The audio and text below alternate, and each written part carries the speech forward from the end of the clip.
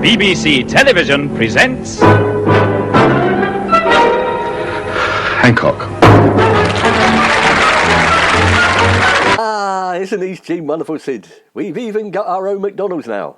We can pick up a couple of coffees and drink them in front of the TV. The perfect way to relax. East Jean must be one of the most refined and sophisticated places on the planet. Yep, you're right there, Hancock. You can't beat the place. Everything the working man could ever need. By the way, I hope you don't mind me asking, what's that written on your cup? It says McDonald's, Sid. Oh, you mean the felt tip? I think it says P-O-R-T. Sporty, that's it. Hang on a minute, it says P-O-R-T-L-Y. Portly. McDonald's think you're fat. Portly? Portly, how dare they? I'm taking it back. I'm not paying a whole £1.89 for a millionaire's latte to be insulted by some spotty teenage oik. It's low fat as well. Relax, Hancock. They just think up these silly names for customers so they don't get them mixed up. Yes, I'm taking it all a bit too seriously. It's just a bit of silly nonsense. By the way, what did they write on yours then, Sid? Let's see. Oh yes, handsome. Handsome? I'm not having that.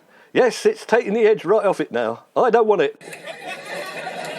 Nah, go on, open it and drink it. You can't throw £1.89 away. There's millions of starving people out there. I suppose so. Wait a minute, it's full of leaves, Sid. Must be tea leaves. They've given you a tea instead of a coffee. No, it's dry. Funny sort of tea. Smells a bit like herbal tea. Let me have a gander. I've smelt that before. I think it's wacky backy. What's it doing in your coffee? I don't know. I certainly didn't order it. I just said, can I have one of your very special lattes, please? Ah, but did you wink? I don't know. Yes, wait a minute, I did. I had a bit of grit in my eye. Well, that's it. You've done it now. They must have thought you're a drug dealer after some cannabis. Have they gone stark raving mad? Me a dealer? Are they blind? I'm a middle-class conservative gentleman, not some long-haired layabout. So you're telling me I've been given drugs instead of a millionaire latte? On the plus side, you could always sell it. It's not worth $1 million, but it might make you a few quid. I don't know what you're suggesting, Sir James, but I am a decent, upstanding citizen. I despise drugs and all it stands for. What did you say it was worth? I suppose it's about 100 nicker. No, that's no good. As I was saying, I am a decent, upstanding citizen. I despise drugs. I'll take it back or call the police. At least I'll get me money back. Wait a minute, I'll check outside to see if the coast is clear.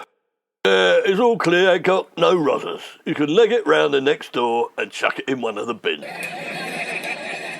Is the coast clear? Leg it? Chuck it in one of the bins? The Hancocks don't leg it. I am not a common criminal. I will take a leisurely stroll back to McDonald's and confront the manager. Unlike you, Sid James, I am not familiar with the underworld. You can't do that. McDonald's will deny it and call the coppers. Oh, no, they can't do that. It's in one of their cups. You gotta think like a criminal. McDonald's will say you stole it. That will be 2 offences. That's a criminal record.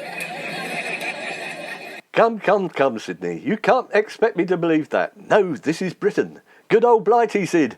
Things like that don't happen here. No, your imagination's running riot. Good God, what's that? It's the drug squad. Who squealed? Open up. It's the police. Don't try and make a run for it. We're armed and dangerous. I've got some new handcuffs I'd like to try out. They fit quite snugly on the wrist. But outside, they catch the sun and they're all sparkly. Quick, Hancock, it's the peelers. Hide the cannabis. Don't know what to do. I know, I'll eat it. Have you got anything to go with it, Sid? Nah, don't do that. They could test you for it. Put it in the vase on the mantelpiece. Quick, PC Pratt. Break the door down with your shoulder. The fat one will be trying to hide the evidence. He's the ringleader. Ooh, that hurts. I think I've got a frozen shoulder. Have you got a cushion I can do it again? Oh, you're hopeless, PC Pratt. Here, let me do it. All right. We're coming. No need to knock the door down. It's Sunny Oak from the wreck of HMS Victory. The whole street has them. It was a job lot from Horatio Nelson. They're highly collectible. Right, stick him up. Well, where is it? Hand it over, and we'll say we caught you red-handed. Where's what, officer? Don't play games with us, Sonny Jim. I've fried bigger fish than you. Wait a minute. I thought I recognised you from Oh My Cod in East Cheam. It's Rosie, isn't it? Don't try and get round me, matey. It's Sergeant Stone to you. Get the cuffs on them. That will wipe the smile off their face. I've only got one pair, Sarge. Oh, they won't stretch. Well, use my pair as well, Pratt. Do I have to tell you everything? Now, wait a minute. Can't we settle this like civilised people? Just handcuff Sid. He's the one you've got to worry about. Just give us the drugs, perp, or we'll sling the book at both of you. Yes, good idea. I've got a light paperback you can use. It's only 100 pages. Try that one for size. It's called How to Win Friends and Influence People, Mr. Hancock. So neither of you have read it, have you?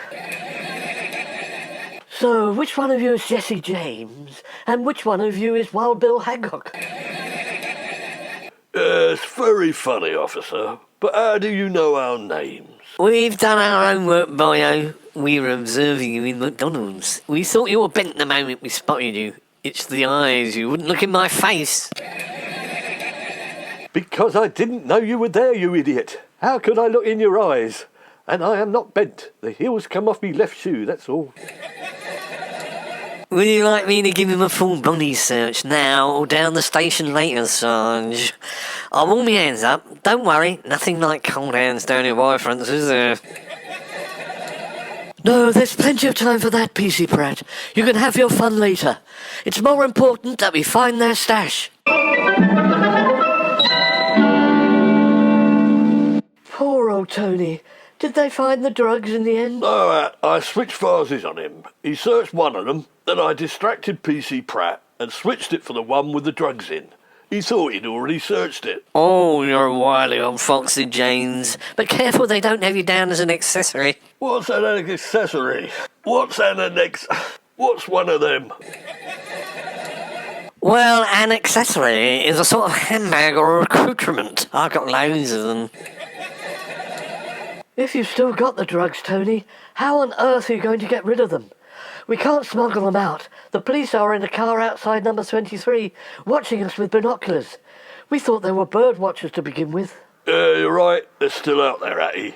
They've got us surrounded. Why not go out the back and climb over the fence and walk along the railway line, then take a number 32 bus to Heathrow Airport and then the 9:45 Ryanair flight to Cuba?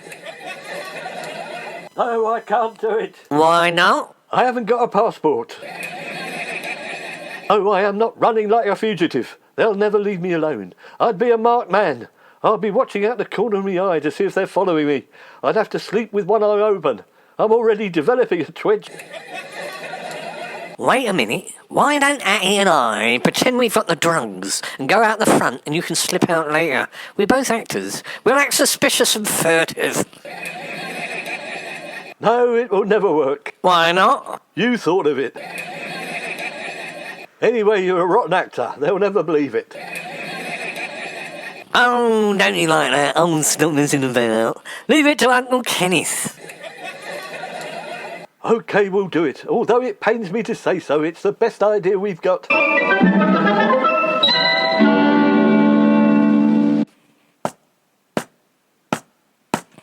Oh, what to do? The police kept us in a cell and it was bloody freezing. They wouldn't let me have my underpants back until I confessed to everything. Confess to what? You haven't done anything. I have now. 2 armed robberies, 3 smash and grabs and something to do with horse rustling.